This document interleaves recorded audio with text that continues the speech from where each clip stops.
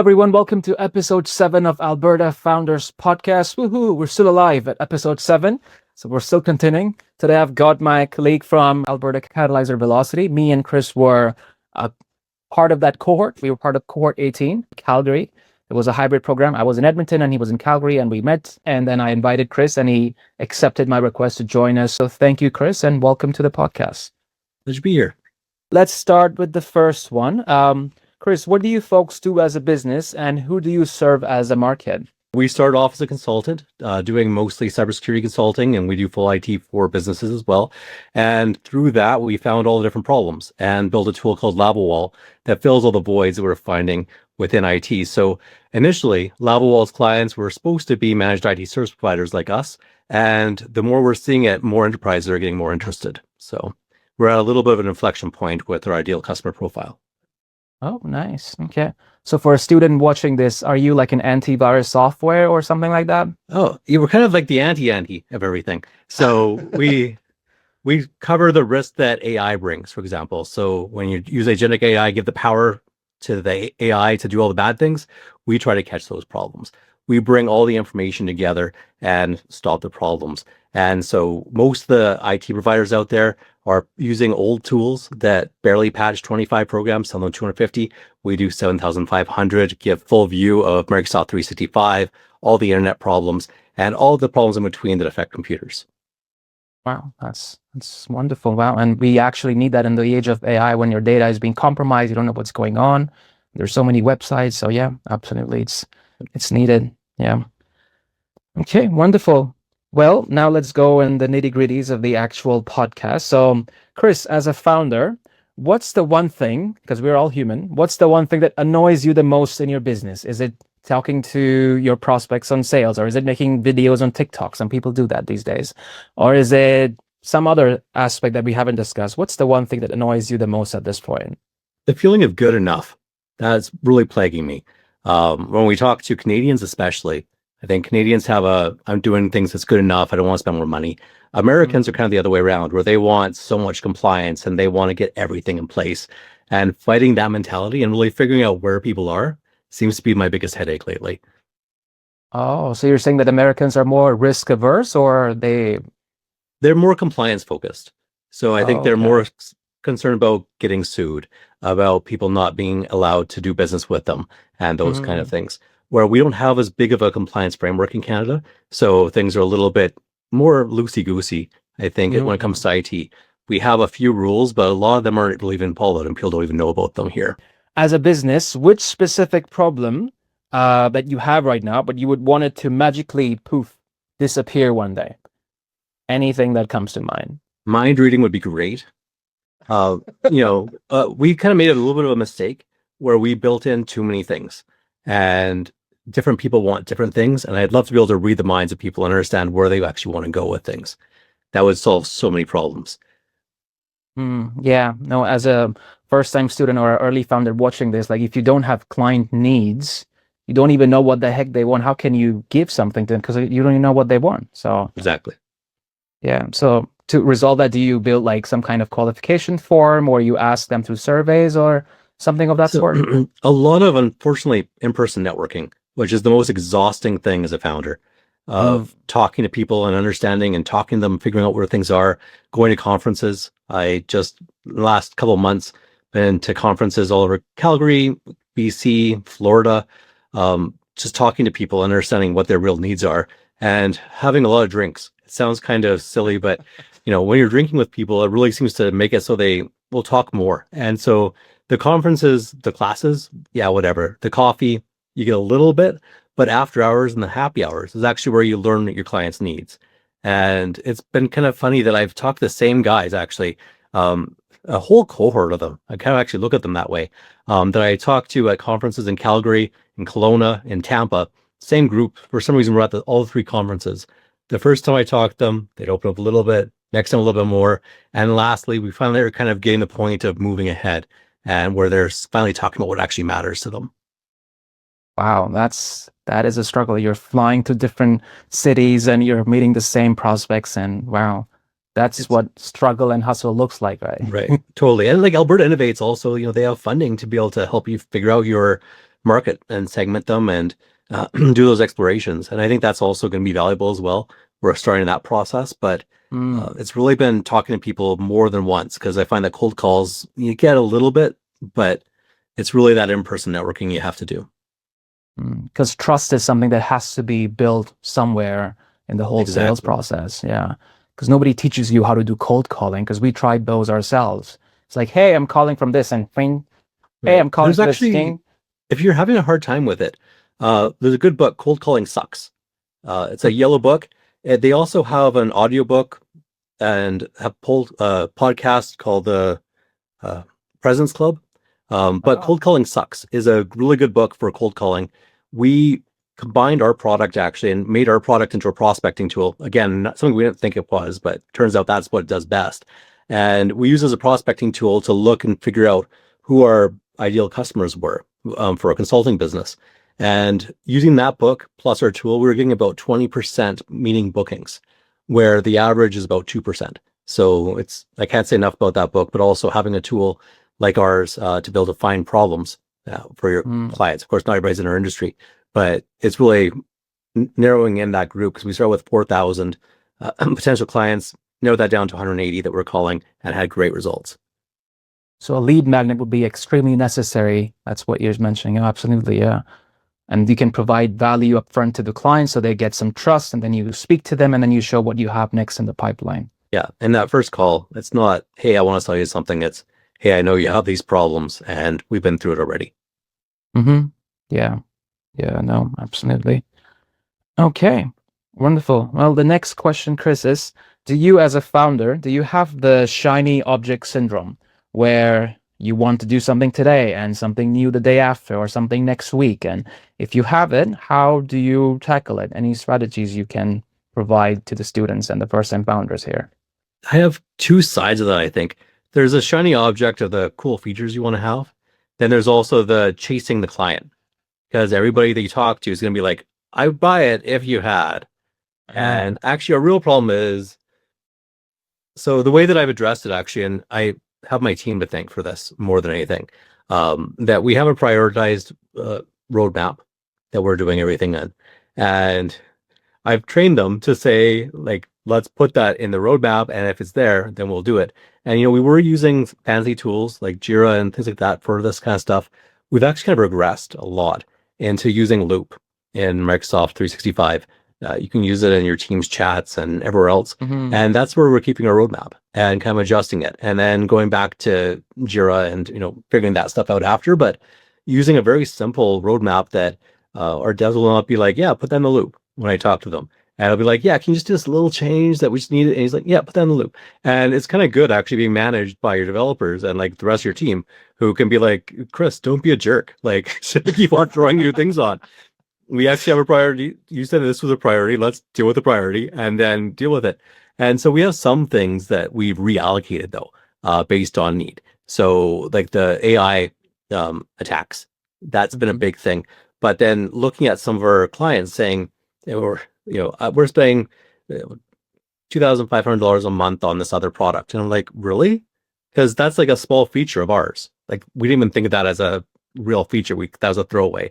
And that ends up being like actually what attracted them. And they're like, yeah, and it also has these other 3 features. I was like, okay, yeah, we can do that. So some of our development, I will put on hold sometimes just to kind of get those little tweaks in to be able to make it so we can make a very quick, easy sale as we're getting started, because we need those success stories, right? To be able to say, yeah, we have people using it and what they're using it for, what actually excites them. So that's really the shiny object side. The other side, shiny object right now, is AI, which I'm really encouraging people to stay very level-headed about, because we're finding way more problems with it, with people who are implementing, than anything else. So saying there's a new framework out, when you get down to it, our product is the same as I was doing in 2006, that we're kind of making nicer now, but the principles are all the same, as opposed to chasing every new little thing, because the fundamentals kind of stay the same.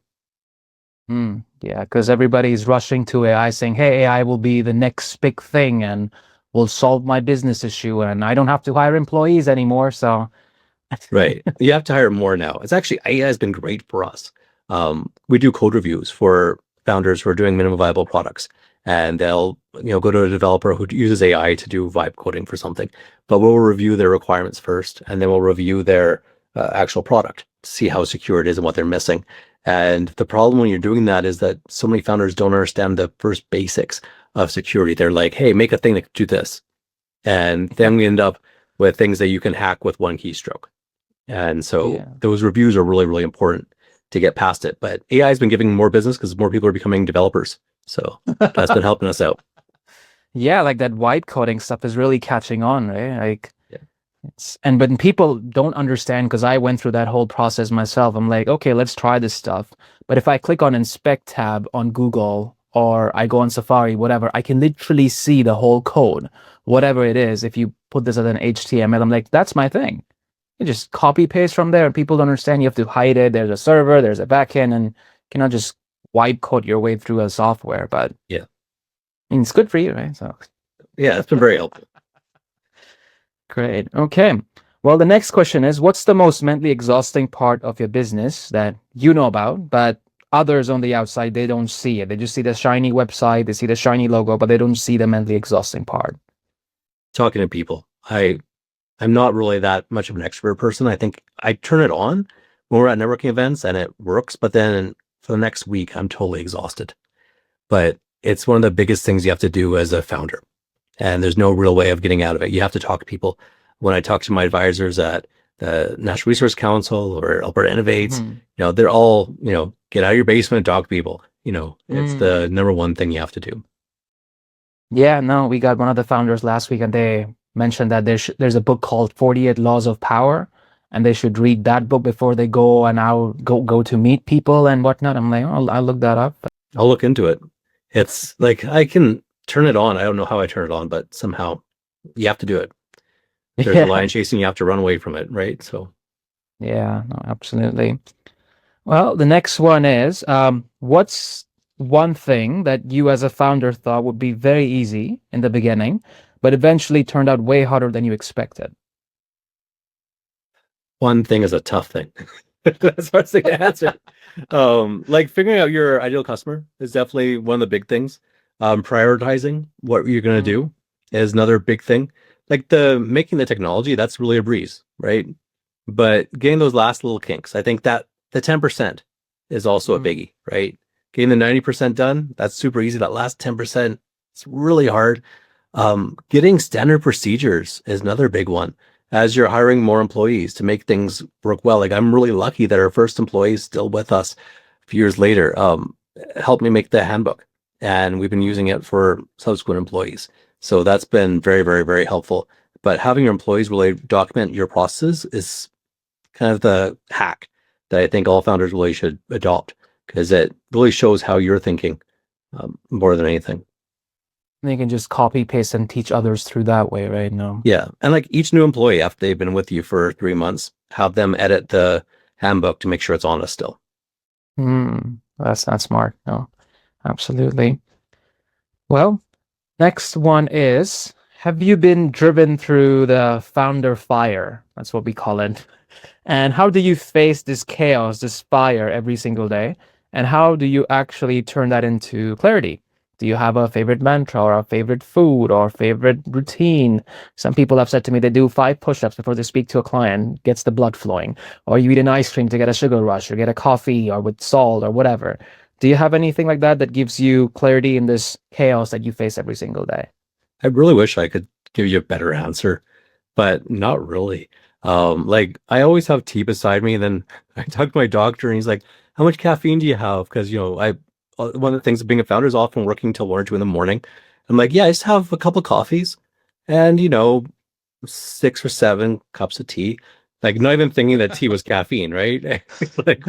like, but that's been a big one. But also like having an advisor is super important. I think getting coaches is a racket that we spend way too much money on.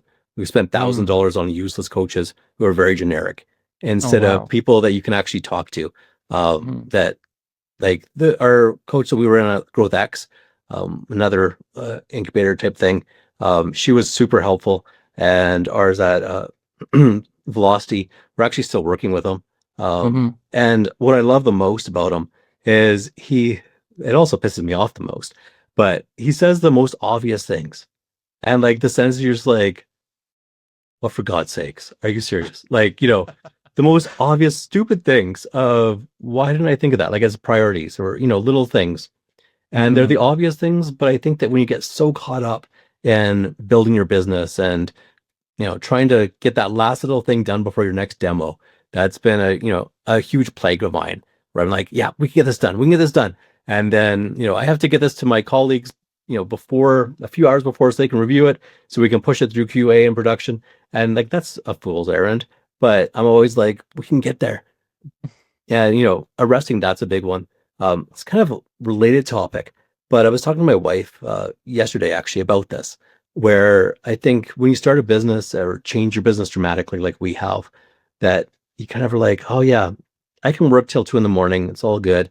Or I can tolerate having very little family money for a little bit. It's no big deal. And that kind of spirals for a few years. And I've been treating it like a line of credit, like sleep being a line of credit, or, family lifestyle as a line of credit, as opposed to a loan with a set period. And really thinking about it as being, yeah, I can work on this a little bit late at night, but I'm going to set myself a deadline of 2 weeks as a maximum. And if it's not working out by then, I have to get it to somebody else. Or, we're going to try this thing for 3 months and then we're going to try something else. But like treat these kind of deficits that you put your body through as a loan and civil line of credit you can keep on drawing against. Yeah, that's the part that most people don't understand, that it's a daily struggle. You don't have a manager on your head saying, hey, these are your reports. Yeah, they're due on this weekend and do this and do that. You are your own manager. You are your own CEO. So if you don't do it, then, how's the company going to run? So yeah. And that's actually a big thing, is having other people manage you. You can do it as a founder. Like, we have our advisor who manages me a lot of being like, hey, did you do this? And did you think of this? But I actually make my staff hold me accountable. So I actually put things on their calendars of having them ask me about things or reviewing different things at certain points. So we can have touch bases where I make sure that I have deadlines and instead of relying on myself. You are a seasoned entrepreneur. Now, to any student or first-time founder watching this, they are just learning the ropes. They just learned how to make a website or wipe code a website last weekend. Can you share any ideas for networking to them? Because you visit all these conferences and you speak to a lot of strangers and people. What should they do for their first networking event? Because they maybe have seen there are some events, they don't know anyone over there, nobody knows them. They should do what? Should they print out business cards? Should they purchase a suit, save some money for that, or get their hair trimmed down, or get a clean shaven face and work on their tonality? Like, what should they do? Because they're really scared. They don't know who to talk to. So what advice would you give to them? Get your LinkedIn first. It doesn't matter what's on it. It's amazing how many founders I talk to who don't have LinkedIn. It's very weird. It's the social networking in Calgary. As you're going around with people, like, I have business cards, of course, but have your QR code ready on your LinkedIn and know how to use a QR code and a QR scanner. That's the first one. Like, it's ridiculous. But the next thing is don't talk. And I have a hard time with this. But when you go to networking things, your job is to listen. And if you have an idea, try to bring out that kind of a problem, but don't sell it. Don't talk about your solution. Talk about their problems and get other people to tell you how they would look at your solution or how much value it is. That's the biggest thing. I think also the biggest turnoff when you go to network things is when people are just blabbing at you nonstop about something you have no interest in at all. Yeah. But everybody's interested in themselves. So that's an easy way of winning. But also you're there for market research initially. And I made the mistake, I think, initially being like, I'm there to sell. I'm there to sell my things. No, you're there to find people who can connect you to people. So like a great example actually is our advisor during Velocity that I talked to him. He said something that spurred on another conversation that brought on the conversation with Alberta Events that got us into GrowthX that we did before Velocity, that brought things forward huge. If you're in Calgary, there's something called Founders Coffee. They meet on Tuesdays at Red's Diner in Kensington in the morning. It's a great place just to meet people. Don't sell. Don't go there to sell. Go there to meet people and get ideas. I got to meet a bunch of people who introduced me to other founders in my industry throughout Canada that were there to help me. And Jade is a great example, actually, where he connected me with 4 different people that kind of brought a whole big cycle together for me. I can kind of trace my last 2 years from one conversation at Founders Coffee. So go those things and listen and get your LinkedIn so people can message you later and you can message them. Yeah, those are some sound advices, yeah. And I think there's some kind of house 1841, 1835, something in Calgary. Yeah. I've heard of them. I haven't ever gone though, but it sounds very similar. Similar concept, no, absolutely. Okay, well, the next one, Chris, is what advice have you gotten in your early days as a founder from people that used to always turn on your BS meter? Like, hey, that's not going to work. Anything comes to mind? Everything that has a funnel system, you see them online and you're like, for sure, this is going to have 14 upsells. And I think I missed the first 3 of them that I gave money to. That's definitely one of the BS things I definitely like to avoid. The other is that you actually have to have something work, that you have to be able to sell something. Like you do have to make revenue. Revenue is king for anything. Anybody who tells you anything else is lying to you. You need to pay your mortgage, or rent or whatever. You have to feed your family. These are undeniable things. And so revenue is always going to be king for everything, but you can fake it till you make it a little bit. Like at the beginning of my career, I got a generic security certification from an antivirus vendor. It was a 1-hour class. They gave me a certificate. They actually mailed it to me back then. And I used that to get my first job to say, yeah, I have a security certification. Like it wasn't any of the fancy ones behind me, but it got me in the door. And like those kind of things, being able to actually talk. And actually, that's the other thing, is playing with stuff. In security, definitely, I get so many applicants who come to me looking for a job who've never played with the stuff they say they're interested in. Like, I want a career in cybersecurity. Have you played with your home router? No. Have you gotten a free tier AWS account? No. Like, I don't even have to talk about technical things if you haven't played. So no matter what your industry is, find ways of playing in it so you can learn and explore and see what actually matters, because then you can get the depth you need to be able to help anybody else. Yeah. I mean, I tried to hack my neighbor's account once, but I couldn't do it. You don't want to break the law either. There's a fine. Yeah, no, that's right. Okay, well, let's move on to section 2 of the podcast. We have a rapid fire round for you, Chris. We'll ask you a couple questions, and the idea is you answer back in ideally 2 to 3 words, whatever comes to mind. Are you ready? Let's go for it. Okay, perfect. One tool that you'd swear by. I still use Notepad way too much. My staff hate it. Notepad++ is what I'm going to now. Notepad, okay. What is your favorite book? So many. Cold Calling Sucks is a good one. Hitchhiker's Guide to the Galaxy, probably next. And Freakonomics is the next one. Oh, nice. Okay, you like to read. That's good. I stuck with these one-word answers. Sorry about that. It's okay. What is your favorite food? Donair poutine. Oh, that's a good one. Nice. What metrics do you check the most in your business? Growth, revenue, cash flow. Revenue and cash flow. Okay. One thing that has saved you more than once in your business. Having other people double check all my work and not trusting myself for anything. And that includes emails I send to people. I refer to like Mrs. Lincoln used to review President Lincoln's stuff and then throw those letters away when they're too aggressive. My wife is my Mrs. Lincoln. Nice. Okay, perfect, Chris. So the final question for today is, what is your final motivation pep talk for student or first-time founders watching this? They have just watched their first Instagram reel of owning a private jet or their favorite Lamborghini or Ferraris, because that's what freedom looks like. And they have their 9 to 5. They haven't thought of any idea. They have no plan. They have no ICPs. There's nothing, but they're motivated to try. So what would you like to tell them about entrepreneurship? None of those things are real. Time is actually way more valuable than money.